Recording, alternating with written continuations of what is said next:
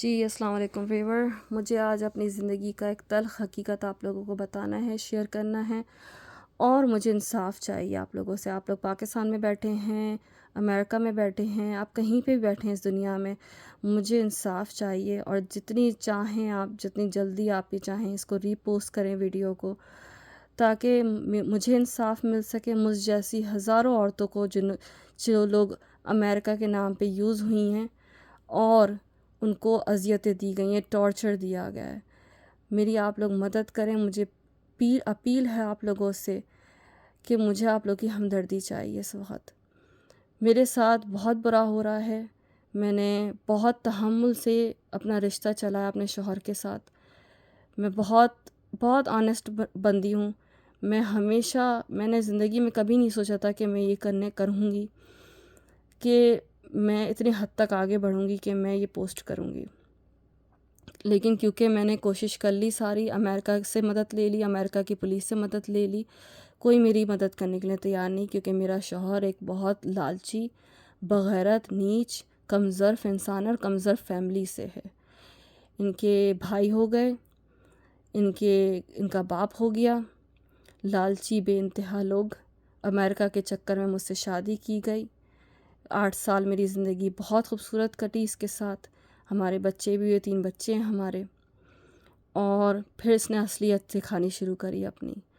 پاکستان میں ہم اس کی ماں کے مرنے پہ گئے 2014 میں۔ اس نے اپنے بہن بھائیوں کے سامنے مجھے آلموسٹ جان سے مارنے کی کوشش کری۔ ان کا بڑا بھائی اور ان کی بڑی بھابھی اس بات کی گواہی دے سکتی ہیں اگر وہ اللہ سے ڈرتے ہیں تو، کہ اس نے مجھے ان کے سامنے، میں نے صرف یہ سوال کیا تھا کہ آج تم پریشان ہو، سگریٹ بہت زیادہ پی رہے ہو، بس اتنا سا سوال کرنا تھا۔ اور اس نے اتنا برا مجھے مارا، اتنا مارا میرے بچوں کے سامنے، اس کے بھائی کے سامنے، اور اس نے اپنی بھابھی کے سامنے اس نے مارا مجھے، اور اتنا مارا اس نے زمین پہ مجھے بے ہوش کر دیا اور میرے گردن پہ پاؤں رکھ کے کھڑا ہو گیا، یہ کہہ کے کہ آج میں اسے جان سے ماروں گا، ٹھیک ہے نا۔ یہ میری پہلا اس نے شروعات شروع کری۔ پھر جب میں نے اس سے بولا میں واپس جاؤں گی امریکہ اور میں تمہیں ڈپورٹ کراؤں گی، تو یہ بڑا اچھا ہو گیا میرے ساتھ، یہ واپس آ گیا۔ اس نے اپنے بھائی کے لیے ماں باپ کے لیے تو اپلائی کیا ہوا ہی تھا پہلے، اور بہن بھائیوں کے لیے بھی اپلائی کیا اس نے۔ اور پھر جب اس کا باپ امریکہ آ گیا، ان کی ماں کا تو انتقال ہو چکا تھا، باپ آیا، اس نے ہماری زندگی میں بہت بہت بہت تکلیفیں دیں، بے انتہا تکلیفیں دیں۔